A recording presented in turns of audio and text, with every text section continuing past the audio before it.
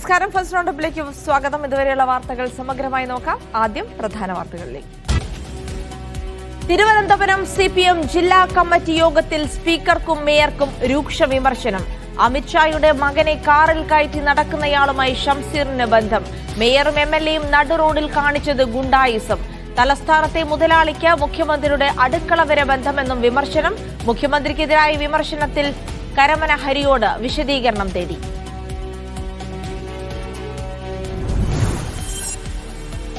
തിരുത്തൽ പ്രസ്താവന ആവർത്തിച്ച് ബിനോയ് വിശ്വം. രക്ഷകവേഷം അണിയുന്ന സൈബർ അണികളെ സൂക്ഷിക്കണം.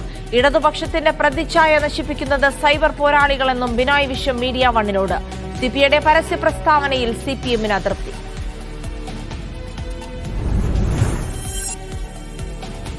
തിരുവനന്തപുരം കളിയിക്കാവിള കൊലപാതകത്തിൽ വൻ ട്വിസ്റ്റ്. കൊലപാതകം ഇൻഷുറൻസ് തുക തട്ടിയെടുക്കാനെന്ന സംശയം. 4 കോടിയുടെ നോമിനിയെ കണ്ടെത്താൻ കമ്പനിയെ സമീപിച്ച് തമിഴ്നാട് പോലീസ്. മുഖ്യസൂത്രധാരൻ സുനിൽകുമാർ പാറശാലയിൽ പിടിയിൽ.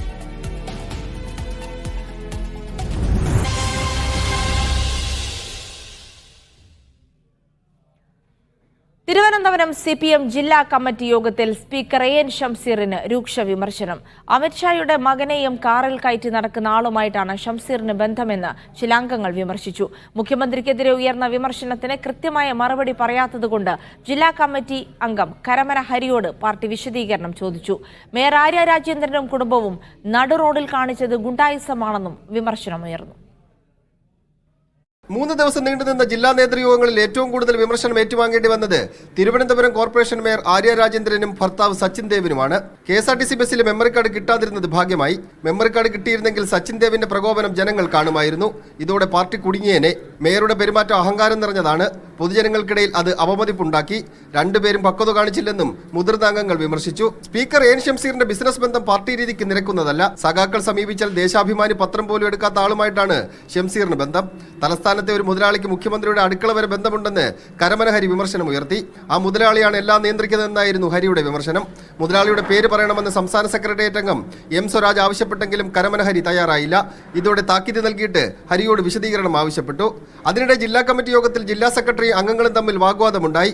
പാർട്ടിയുടെ ന്യൂനപക്ഷ സമീപനം കമ്മ്യൂണിസ്റ്റ് ശൈലിയിലല്ല എന്ന വിമർശനത്തിന് മറുപടി പറഞ്ഞപ്പോഴാണ് വാഗ്വാദം ഉടലെടുത്തത്. കമ്മ്യൂണിസ്റ്റ് ശൈലിക്ക് നിരക്കാത്തത് എന്ന വിമർശനത്തെ പ്രീണനമെന്ന് തെറ്റിദ്ധരിച്ച് സെക്രട്ടറി മറുപടി പറഞ്ഞു. ഇതോടെ അംഗങ്ങൾ പറഞ്ഞതിന്റെ മിനിറ്റ്സ് പരിശോധിക്കണമെന്ന ആവശ്യമുയർന്നു. വിമർശനത്തെ സെക്രട്ടറി തെറ്റായാണ് മനസ്സിലാക്കിയതെന്നും തിരുത്തണമെന്നും സ്വരാജ് ആവശ്യപ്പെട്ടു. തിരുത്തിയ ശേഷമാണ് യോഗം നല്ല രീതിയിൽ നടന്നത്. കടകംപള്ളി സുരേന്ദ്രനെ കോൺട്രാക്ടർമാരുടെ ബിനാമി എന്ന് ചിത്രീകരിച്ച മന്ത്രി മുഹമ്മദ് റിയാസിന്റെ നടപടിക്കെതിരെയും വിമർശനമുണ്ടായി. Media one Thiruvananthapuram. രക്ഷകവേഷം അണിയുന്ന സൈബർ പോരാളികളെ ഇടതുപക്ഷം സൂക്ഷിക്കണമെന്ന് CPI സംസ്ഥാന സെക്രട്ടറി ബിനോയ് വിശ്വം. ഇടതു പാർട്ടികളുടെ പ്രതിച്ഛായ തകർക്കുന്നതിൽ വലിയ പങ്ക് ഇവർക്കുണ്ട്. വിമർശനം CPMന് മാത്രമല്ല CPIക്കും ബാധകമാണെന്നും ബിനോയ് വിശ്വം മീഡിയ വണ്ണിനോട് പറഞ്ഞു. CPI നടത്തുന്നത് ആത്മവിമർശനമാണ്. CPMനെ കേന്ദ്രീകരിച്ച് നടത്തുന്ന വിമർശനമല്ല. എന്നാൽ മാധ്യമങ്ങൾ ഈ വിമർശനങ്ങളെ കാണുന്നത് അങ്ങനെയല്ല. ഞാൻ പറഞ്ഞത് കമ്മ്യൂണിസ്റ്റ് പ്രസ്ഥാനത്തിന്റെ പൊതുവായ താല്പര്യങ്ങൾക്ക് വേണ്ടിയാണ്. ഞങ്ങളെല്ലാം തിരിഞ്ഞവരാണ്. CPI എല്ലാം തിരിഞ്ഞ പാർട്ടി. CPM ഒരു പ്രതീക്ഷയ്ക്കും മകനത്തെ പാർട്ടി. ആ ചിന്തയെ ജനിക്കില്ല, ഞങ്ങൾക്കില്ല. സൈബർ പോരാളികൾ ഇടതുപക്ഷത്തിന് ചെറുതല്ലാത്ത അപകടമാണ് വരുത്തിവെക്കുന്നത്. പാർട്ടിക്ക് വേണ്ടിയാണെന്ന രീതിയിലാണ് ഇവരുടെ വാദം. പ്രസ്ഥാനത്തിന്റെ രക്ഷകവേഷം കെട്ടിക്കൊണ്ട് തങ്ങളാണ് പ്രസ്ഥാനത്തെ രക്ഷിക്കുന്നവർ എന്ന് ഭാവിക്കുന്നവർ വാസ്തവത്തിൽ പ്രസ്ഥാനത്തിന്റെ മുഖച്ഛായ വികൃതമാക്കുന്നവരാണ്. അതുകൊണ്ട് അവർ രക്ഷകന്മാരല്ല. പാർലമെന്ററി ജീവിതം അവസാനിക്കുകയാണോ എന്ന ചോദ്യത്തിന് മറുപടി ഇങ്ങനെ: ഇതെല്ലാം പാർട്ടി ഏൽപ്പിച്ചതാണ്. ഞങ്ങളെല്ലാവരെയും പാർട്ടി ചിലപ്പോൾ പാർട്ടി ചുമതല ഏൽപ്പിക്കും, ചിലപ്പോൾ ഒന്നും ഏൽപ്പിക്കില്ല. ചിലപ്പോൾ MLA ആക്കും, മന്ത്രിയാക്കും, MP ആക്കും. ചിലപ്പം ടൈം കഴിയുമ്പോഴത്തേക്കും മതിയാക്കാൻ പറയും. ഞങ്ങൾക്കെല്ലാം എപ്പോഴും ബോധ്യമുണ്ട്, ഒരു പദവിയും ശാശ്വതമല്ല. അന്വേഷണ ഏജൻസികളെ കേന്ദ്ര സർക്കാർ ദുരുപയോഗം ചെയ്യുന്നു എന്നാരോപിച്ച് പാർലമെന്റ് വളപ്പിൽ ഇന്ന് രാവിലെ പ്രതിപക്ഷം സമരം നടത്തിയിരുന്നു. ഈ സമരത്തിൽ പങ്കെടുത്ത് അവസാന ദിവസവും ബിനോയ് വിശ്വം പോരാട്ട വഴിയിൽ തന്നെയാണ്. ബിനോയ് വിശ്വത്തിന്റെ ഒരു കടന്നു പോക്ക്, അദ്ദേഹം ഇവിടെ സഭയിൽ ഇല്ല എന്നുള്ളത് വലിയൊരു നഷ്ടം തന്നെയായിട്ടാണ് അദ്ദേഹത്തിന്റെ സഹപ്രവർത്തകരും മറ്റു മാധ്യമപ്രവർത്തകരും തന്നെ ഇന്നലെ അടക്കമുള്ള മീറ്റിങ്ങുകളിൽ വിലയിരുത്തിയത്. Hari മുണ്ടൂറിനൊപ്പം D Dhanasumod, media one, Delhi. CPIയുടെ പരസ്യ പ്രസ്താവനയിൽ CPMന് കടുത്ത അതൃപ്തി. CPM നേതാക്കളെ സ്വർണ്ണക്കടത്തുകാരായും സ്വർണം പൊട്ടിക്കലുകാരായും ചിത്രീകരിക്കുന്ന പ്രസ്താവനയെന്നാണ് ആരോപണം. CPIയുടെ പ്രസ്താവനയെ CPM പരസ്യമായി തള്ളിപ്പറഞ്ഞേക്കും. കണ്ണൂരിൽ നിന്ന് പുറത്തുവരുന്ന വാർത്തകൾ ചെങ്കൊടിക്ക് അപമാനമാണെന്നായിരുന്നു CPI സംസ്ഥാന സെക്രട്ടറി കഴിഞ്ഞ ദിവസം പുറത്തിറക്കിയ വാർത്താക്കുറിപ്പിൽ പറഞ്ഞിരുന്നത്. പൊതുസമൂഹത്തിനു മുന്നിൽ ഇത് വലിയ ചർച്ചകൾക്ക് വഴിവെച്ചു. എന്നാൽ CPIയുടെ തുറന്ന വിമർശനം CPMന് അത്രയും ദഹിച്ചിട്ടില്ല. CPIയുടെ പ്രസ്താവനയുടെ ഉള്ളടക്കത്തിൽ പ്രശ്നമുണ്ടെന്നാണ് CPM നേതാക്കൾ പറയുന്നത്. CPMന്റെ നേതാക്കൾ സ്വർണം പൊട്ടിക്കലിനെയും സ്വർണ്ണക്കടത്തിനെയും ന്യായീകരിക്കുന്നു എന്ന ധ്വനി CPIയുടെ പ്രസ്താവനയിൽ ഉണ്ടെന്നാണ് CPM നേതാക്കളുടെ നിലപാട്. തെരഞ്ഞെടുപ്പ് തോൽവിയുടെ പശ്ചാത്തലത്തിൽ തിരുത്തൽ നടപടിയിലേക്ക് പോകാൻ തീരുമാനിച്ചതിനിടയിൽ പ്രധാന ഘടകകക്ഷിയിൽ നിന്ന് ഇത്രയും വലിയ വിമർശനം CPM പ്രതീക്ഷിച്ചതുമില്ല. വിമർശനങ്ങളുടെ ഉള്ളടക്കത്തെ ഉൾക്കൊള്ളുന്നുണ്ടെങ്കിലും പ്രസ്താവനയിലൂടെ CPI പറഞ്ഞുവെച്ചതിനെ CPM അംഗീകരിക്കുന്നില്ല. CPIയുടെ പ്രസ്താവന പരസ്യമായി തള്ളിപ്പറയണമെന്ന അഭിപ്രായം പാർട്ടിക്കുള്ളിൽ സജീവമാണ്. തെരഞ്ഞെടുപ്പിലെ കനത്ത തോൽവിക്കിടെ പ്രധാന ഘടകകക്ഷിക്കെതിരെ വിമർശനമുയർത്തിയാൽ അത് പ്രതിപക്ഷം ആയുധമാക്കുമോ എന്നുള്ള ആശങ്കയിലാണ് നേതൃത്വമുള്ളത്. LDF യോഗത്തിലോ മറ്റോ സമാനമായ വിമർശനം CPI ഉയർത്തിയാൽ അതിന് മറുപടി പറഞ്ഞു പോകാമെന്ന ആലോചനയും CPMന്റെ നേതൃത്വത്തിലുണ്ട്. മീഡിയ 1 തിരുവനന്തപുരം. മനു തോമസ് പാർട്ടി വിട്ടത് സംബന്ധിച്ച് CPM കണ്ണൂർ ജില്ലാ കമ്മിറ്റിയുടെ തീരുമാനം മാധ്യമങ്ങൾക്ക് നൽകിയത് അന്വേഷിക്കാൻ 2 അംഗ കമ്മീഷനെ നിയമിച്ചു. ജില്ലാ സെക്രട്ടേറിയറ്റ് അംഗങ്ങളായ PV ഗോപിനാഥ്, M പ്രകാശൻ എന്നിവരെയാണ് അന്വേഷണത്തിന് നിയോഗിച്ചത്. സാമ്പത്തിക പരാതിയെ തുടർന്നാണ് മനുവിനെ പാർട്ടിയിൽ നിന്ന് ഒഴിവാക്കിയതെന്ന തരത്തിൽ മാധ്യമങ്ങൾക്ക് വാർത്ത ചോർത്തി നൽകിയത് ആരാണെന്നാണ് കമ്മീഷൻ അന്വേഷിക്കുക. ഇത്തരമൊരു വാർത്ത പുറത്തുവന്നതിന് പിന്നാലെയാണ് P ജയരാജനും M ഷാജറിനുമെതിരെ മനു തോമസ് പരസ്യമായി രംഗത്തെത്തിയത്. നീറ്റ് പുനഃപരീക്ഷാ ഫലം പ്രഖ്യാപിച്ചു. വിവാദമുയർന്നതിനെ തുടർന്ന് നടത്തിയ പുനഃപരീക്ഷാ ഫലമാണ് പുറത്തുവന്നത്. മുൻപ് മുഴുവൻ മാർക്കായ 720 ലഭിച്ച വിദ്യാർത്ഥികൾക്ക് പുനഃപരീക്ഷയിൽ 680 മുകളിലാണ് മാർക്ക്. ഇതോടെ ടോപ്പർമാരുടെ എണ്ണം 67 നിന്ന് 61 കുറഞ്ഞു. തിരുവനന്തപുരം കളിയിക്കാവിള കൊലപാതകം ഇൻഷുറൻസ് തട്ടിപ്പിന് വേണ്ടിയാണെന്ന സംശയത്തിൽ അന്വേഷണം ഊർജിതമാക്കാൻ പോലീസ്. 10 ലക്ഷം രൂപയ്ക്ക് വേണ്ടി മാത്രം പ്രതികൾ കൊല നടത്തുമോ എന്ന സംശയമാണ് അന്വേഷണ ഉദ്യോഗസ്ഥർ ഉന്നയിക്കുന്നത്. കൊല്ലപ്പെടുന്നതിന് മാസങ്ങൾക്ക് മുൻപ് ദീപുവെടുത്ത 4 കോടിയോളം രൂപയുടെ ഇൻഷുറൻസ് തട്ടിയെടുക്കാൻ വേണ്ടിയാണോ കൊല നടന്നതെന്ന സംശയം പോലീസിനുണ്ട്.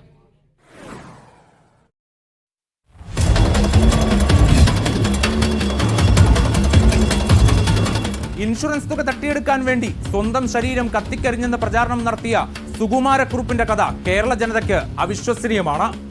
അത്രമേൽ അവിശ്വസനീയമായ കാര്യങ്ങളാണ് കളിയിക്കാവിള കൊലപാതകത്തിൽ തമിഴ്നാട് പോലീസിൽ നിന്ന് പുറത്തുവരുന്നത്. കൊല്ലപ്പെടുന്നതിന് മാസങ്ങൾക്ക് മുൻപ് ദീപു 3,85,00,000 രൂപയുടെ ഇൻഷുറൻസ് എടുക്കുന്നു. ദീപു എടുത്ത ആ കൂറ്റൻ ഇൻഷുറൻസ് തുകയുടെ നോമിനികൾ ആര്? ഉത്തരം കിട്ടാൻ ഇൻഷുറൻസ് കമ്പനികളെ സമീപിച്ചിരിക്കുകയാണ് തമിഴ്നാട് പോലീസ്. 10 ലക്ഷം രൂപ തട്ടിയെടുക്കാൻ വേണ്ടിയാണ് ദീപുവിനെ കൊലപ്പെടുത്തിയതെന്ന 1-ാം പ്രതി അമ്പിളിയുടെ മൊഴി പൂർണ്ണമായിട്ടും പോലീസ് വിശ്വാസത്തിലെടുത്തിട്ടില്ല. കാരണം ഇതിനോടകം തന്നെ അമ്പിളി നിരവധി തവണ മൊഴികൾ മാറ്റി പറഞ്ഞിട്ടുണ്ട്. അമ്പിളിയുടെ ആദ്യ മൊഴി കേട്ടാൽ നമുക്കാർക്കും വിശ്വാസം തോന്നില്ല. കാരണം തൻ്റെ കുടുംബത്തിന് ഇൻഷുറൻസ് തുക കിട്ടാൻ വേണ്ടി കൊല്ലപ്പെട്ട ദീപു തന്നെ നൽകിയ കൊട്ടേഷനാണിതെന്നായിരുന്നു അമ്പിളിയുടെ ആദ്യ മൊഴി. 4 കോടിയോളം വരുന്ന ഇൻഷുറൻസ് തുക തട്ടാൻ വേണ്ടിയുള്ള ചില ഗൂഢനീക്കങ്ങൾ കൊലയ്ക്ക് പിന്നിലുണ്ടെന്നാണ് പോലീസിന്റെ സംശയം. ഉണ്ണിപ്പാലാഴിക്കൊപ്പം ഹരിമോഹൻ, മീഡിയ 1 തിരുവനന്തപുരം. തിരുവനന്തപുരം കളിയിക്കാവിള ദീപു കൊലപാതകത്തിൽ മുഖ്യ സൂത്രധാരൻ സുനിൽകുമാർ പിടിയിലായി. തമിഴ്നാട്ടിലെ ഹുസൂരിൽ നിന്നാണ് കളിയിക്കാവിള പോലീസ് ഇയാളെ പിടികൂടിയത്. കൊല നടത്താൻ പ്രതി അമ്പിളിക്ക് ആയുധം നൽകിയതും സംഭവസ്ഥലത്തെത്തിച്ചതും സുനിൽകുമാറാണെന്ന് പോലീസ് കണ്ടെത്തിയിരുന്നു. ശനിയാഴ്ച രാവിലെ കന്യാകുമാരിയിലെ കുലശേഖരത്ത് ഉപേക്ഷിച്ച നിലയിൽ സുനിൽകുമാറിന്റെ കാർ പോലീസ് കണ്ടെത്തിയിരുന്നു. കൊലാസൂത്രണം ചെയ്തതിൽ പ്രധാനി സുനിലാണെന്നാണ് പോലീസിന്റെ നിഗമനം. കേസിൽ ഇതോടെ 3 പേരാണ് പോലീസ് പിടിയിലായത്. DGP ഷെയ്ഖ് ദർവേഷ് സാഹിബിന്റെ ഭാര്യ S ഫരീദ ഫാത്തിമയുടെ ഭൂമി കോടതി ജപ്തി ചെയ്തു. 30 ലക്ഷം രൂപ മുൻകൂറായി വാങ്ങി വിൽപ്പന കരാർ ലംഘിച്ചെന്ന് കണ്ടെത്തിയതിനെ തുടർന്നാണ് കോടതി നടപടി. കൃത്യമായ കരാറോടെയാണ് വിൽപ്പനയിൽ ഏർപ്പെട്ടതെന്നായിരുന്നു DGPയുടെ പ്രതികരണം. തിരുവനന്തപുരം വഴുതക്കാട് സ്വദേശി ഒമർ ഷെരീഫ് നൽകിയ പരാതിയിലാണ് നെട്ടയത്തുള്ള 10.8 സെന്റ് ഭൂമി കോടതി ജപ്തി ചെയ്യുന്നത്. തിരുവനന്തപുരം അഡീഷണൽ സബ് കോടതിയുടേതാണ് നടപടി. 2023 ജൂൺ 22-നാണ് സ്ഥലം വിൽപ്പനയുമായി ബന്ധപ്പെട്ട കരാർ ഒപ്പിടുന്നത്. 74 ലക്ഷം രൂപയുടെ കരാറിൽ 30 ലക്ഷം രൂപ DGPയും ഭാര്യയും ചേർന്ന് വാങ്ങി.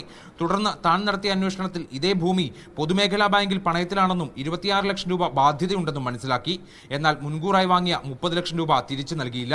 DGPയും ഭാര്യയും ചേർന്നാണ് പണം വാങ്ങിയതെന്നും പരാതിക്കാരൻ ആരോപിച്ചു. തുടർന്ന് പലിശയും ചെലവും ഉൾപ്പെടെ 33.35 ലക്ഷം രൂപ എതിർകക്ഷികളായ DGPയും ഭാര്യയും നൽകണമെന്ന ആവശ്യവും പരാതിക്കാരൻ മുന്നോട്ട് വെച്ചു. ഇതേ തുടർന്നാണ് കോടതി നടപടി. പണം തിരികെ നൽകുമ്പോൾ ജപ്തി ഒഴിവാകുമെന്നാണ് വ്യവസ്ഥ. എന്നാൽ ഭൂമിക്ക് വായ്പയുണ്ടായിരുന്ന കാര്യം മുൻകൂട്ടി അറിയിച്ചിരുന്നതായി DGP ഷെയ്ഖ് ദർവേസ് സാഹിബ് പ്രതികരിച്ചു. ഭൂമി ഇടപാടിൽ നിന്ന് തങ്ങൾ പിൻവാങ്ങിയിട്ടില്ല. കൃത്യമായ കരാറോടെയാണ് ഭൂമി വിൽപ്പനയിൽ ഏർപ്പെട്ടത്. അഡ്വാൻസ് പണം തന്ന ശേഷം കരാറുകാരൻ ഭൂമിയിൽ മതിൽ കെട്ടി. എന്നാൽ 3 മാസം കഴിഞ്ഞിട്ടും ബാക്കി പണം തരാത്തപ്പോൾ അഡ്വാൻസ് തിരികെ ചോദിച്ചു. ഭൂമി വിറ്റിട്ട് പണം നൽകാമെന്ന് പരാതിക്കാരൻ അറിയിച്ചുവെന്നും DGP പറയുന്നു. തനിക്കാണ് നഷ്ടം സംഭവിച്ചതെന്നും നിയമപരമായി മുന്നോട്ടു പോകുമെന്നും DGP പറഞ്ഞു. മീഡിയ 1 തിരുവനന്തപുരം. സർവകലാശാലകളിൽ VC നിയമനത്തിനായി സെർച്ച് കമ്മിറ്റി രൂപീകരിച്ച ഗവർണറുടെ ഉത്തരവ് ചോദ്യം ചെയ്യുമെന്ന് സർക്കാർ ഹൈക്കോടതിയിൽ. AG ഗോപാലകൃഷ്ണക്കുറുപ്പാണ് ഹൈക്കോടതിയിൽ നിലപാട് അറിയിച്ചത്. സംസ്ഥാനത്തെ സർവകലാശാലകളിൽ സ്ഥിരം VC നിയമനം നടത്തണമെന്നാവശ്യപ്പെട്ടുള്ള ഹർജിയിലാണ് സർക്കാരിന്റെ നിലപാട്. കേരള, KTU ഉൾപ്പെടെ 6 സർവകലാശാലകളിലാണ് ഗവർണർ സെർച്ച് കമ്മിറ്റി രൂപീകരിച്ചത്. സർവകലാശാല പ്രതിനിധിയില്ലാത്ത സെർച്ച് കമ്മിറ്റി ആയതിനാൽ VC നിയമനം ഏകപക്ഷീയമാകുമെന്നാണ് സർക്കാരിന്റെ വാദം.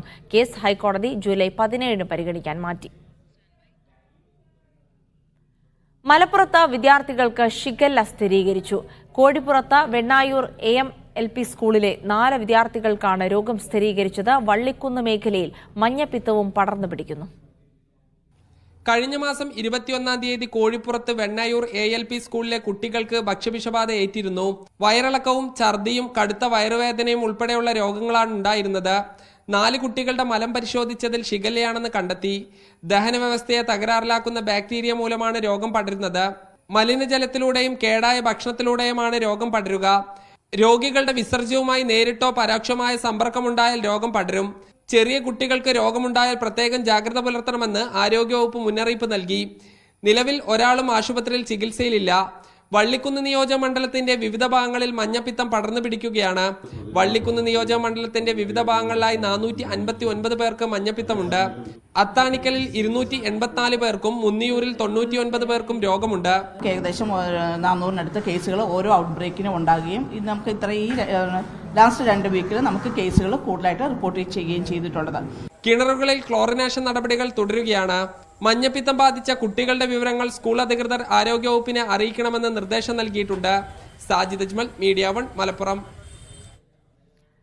വാർത്തകളിലേക്ക്. പണ്ടാരഭൂമി തിരിച്ചുപിടിക്കാൻ ലക്ഷദ്വീപ് ഭരണകൂടം ഒരുങ്ങുമ്പോൾ കൂട്ടക്കുടിയൊഴിപ്പിക്കലിനാണ് കളമൊരുങ്ങുന്നത്. 3117 വീടുകളും നിരവധി ആരാധനാലയങ്ങളും ഉൾപ്പെടെ ഒട്ടേറെ കെട്ടിടങ്ങൾ ഒഴിപ്പിക്കപ്പെടും. 1.5 ലക്ഷം തെങ്ങുകളും മുറിച്ചു മാറ്റേണ്ടി വരും. എന്നാൽ അർഹമായ നഷ്ടപരിഹാരം ലഭിക്കുമോ എന്ന കാര്യത്തിൽ ഇതുവരെ വ്യക്തതയില്ല. കാർഷികാവശ്യങ്ങൾക്കായി ലീസിന് നൽകിയ പണ്ടാരം ഭൂമി അടിയന്തരമായി തിരിച്ചുപിടിക്കണമെന്ന് ഈ മാസം 27-നാണ് ലക്ഷദ്വീപ് ഭരണകൂടം ഡെപ്യൂട്ടി കളക്ടർമാർക്ക് നിർദ്ദേശം നൽകിയത്. വിവിധ ദ്വീപുകളിലായി 575.75 ഹെക്ടർ ഭൂമിയാണ് ദ്വീപ് ഭരണകൂടം തിരിച്ചുപിടിക്കാനൊരുങ്ങുന്നത്. വികസന പ്രവർത്തനങ്ങൾക്ക് ഭൂമി കണ്ടെത്താൻ വേണ്ടിയെന്നാണ് വിശദീകരണം. ഭൂമി തിരിച്ചുപിടിക്കുമ്പോൾ 3117 വീടുകൾ കുടിയൊഴിപ്പിക്കേണ്ടി വരും. 431 വ്യവസായ കെട്ടിടങ്ങളും 70 ആരാധനാലയങ്ങളും 662 മറ്റുള്ള കെട്ടിടങ്ങളും പൊളിക്കപ്പെടും. വീടുകൾ കുടിയൊഴിപ്പിക്കുമ്പോൾ ഇവർ എവിടേക്ക് മാറുമെന്ന ആശങ്കയാണ് ദ്വീപ് മുഴുവൻ. 1,52,871 തെങ്ങുകളും 596 മറ്റു മരങ്ങളും മുറിച്ചു മാറ്റേണ്ടി വരും. സമയബന്ധിതമായി നടപടികൾ വേഗത്തിൽ പൂർത്തിയാക്കണമെന്നാണ് ദ്വീപ് ഭരണകൂടം നൽകിയിരിക്കുന്ന നിർദ്ദേശം. അർഹമായ നഷ്ടപരിഹാരം ഉറപ്പാക്കുമെന്ന് പറയുമ്പോൾ പോലും ഇതിൽ വീടുകൾക്കും കെട്ടിടങ്ങൾക്കും നഷ്ടപരിഹാരം ലഭിക്കുമോ എന്ന കാര്യത്തിലും വ്യക്തതയില്ല. അഹമ്മദ് മുസ്തഫ, മീഡിയ 1 കൊച്ചി. സംസ്ഥാനത്തെ 4 വർഷ ബിരുദത്തിന് തുടക്കം. മുഖ്യമന്ത്രി പിണറായി വിജയൻ ഉദ്ഘാടനം നിർവഹിച്ചു. സർവകലാശാലകളുടെ സ്വയംഭരണത്തെ ക്ഷയിപ്പിക്കാനുള്ള നീക്കം നടക്കുകയാണെന്ന് മുഖ്യമന്ത്രി പറഞ്ഞു. അതിനിടെ 4 വർഷ ബിരുദം നടപ്പിലാക്കുന്നതിനെതിരെ ഉദ്ഘാടന വേദിയിലേക്ക് AIDSO പ്രവർത്തകർ പ്രതിഷേധവുമായി എത്തി. വടകര മുക്കാളിയിൽ ദേശീയപാതയിൽ മണ്ണിടിച്ചിൽ. ദേശീയപാത നിർമ്മാണത്തിന്റെ ഭാഗമായി മണ്ണെടുത്ത് കോൺക്രീറ്റ് ചെയ്ത ഭാഗമാണ് ഇടിഞ്ഞത്. ഇന്ന് രാവിലെ 8 മണിയോടെയാണ് മണ്ണിടിഞ്ഞത്. തലനാരിഴയ്ക്കാണ് വാഹനങ്ങൾ അപകടത്തിൽപ്പെടാതെ രക്ഷപ്പെട്ടത്. മണ്ണിടിച്ചിലിനെ തുടർന്ന് ഇതുവഴിയുള്ള ഗതാഗതം താൽക്കാലികമായി നിർത്തി. കണ്ണൂർ ഭാഗത്തു നിന്നുള്ള വാഹനങ്ങൾ കുഞ്ഞിപ്പള്ളിയിൽ നിന്നും വടകര ഭാഗത്തു നിന്നുള്ള വാഹനങ്ങൾ കൈനാട്ടി വഴിയുമാണ് വഴിതിരിച്ചുവിടുന്നത്.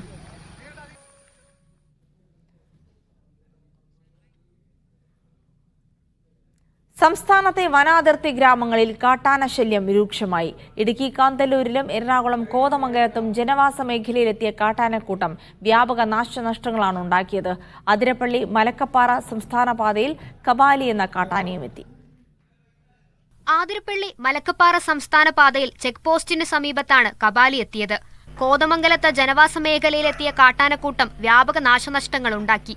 കീരമ്പാറ, പുന്നേക്കാട്, കൃഷ്ണപുരം എന്നിവിടങ്ങളിലാണ് കാട്ടാനക്കൂട്ടം എത്തിയത്.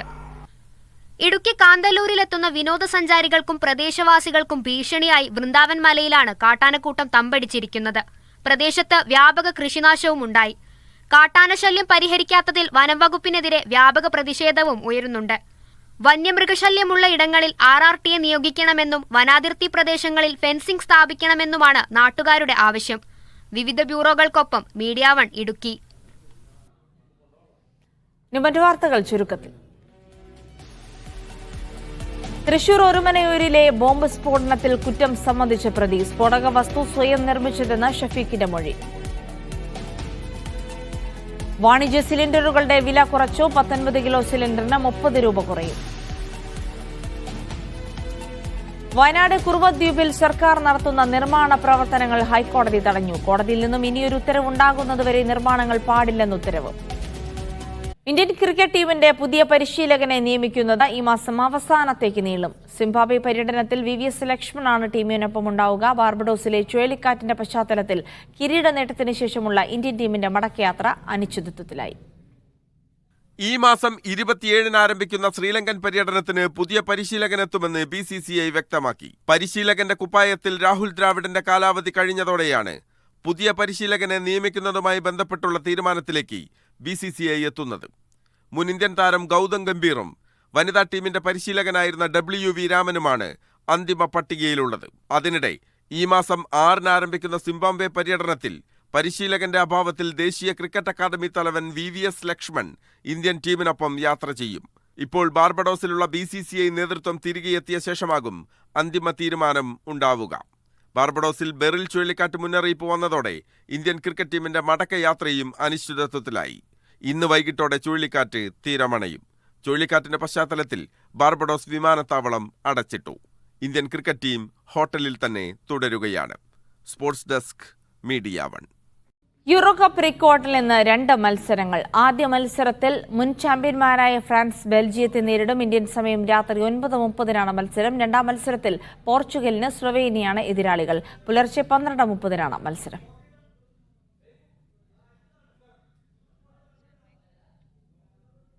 ഇന്നത്തെ സ്വർണം വെള്ളി നിരക്കുകൾ. സ്വർണം 22 ക്യാരറ്റ് ഗ്രാമിന് 6600 രൂപ, പവന് 82,800 രൂപ. സ്വർണം 18 ക്യാരറ്റ് ഗ്രാമിന് 5510 രൂപ, പവന് 44,080 രൂപ. വെള്ളി ഗ്രാമിന് 93 രൂപ. ഫസ്റ്റ് റൗണ്ട് പൂർണ്ണമാകുന്നു. ഇടവേളയ്ക്ക് ശേഷം ഫാസ്റ്റ് ന്യൂസിൽ ഷഹാന അഷ്റഫ്.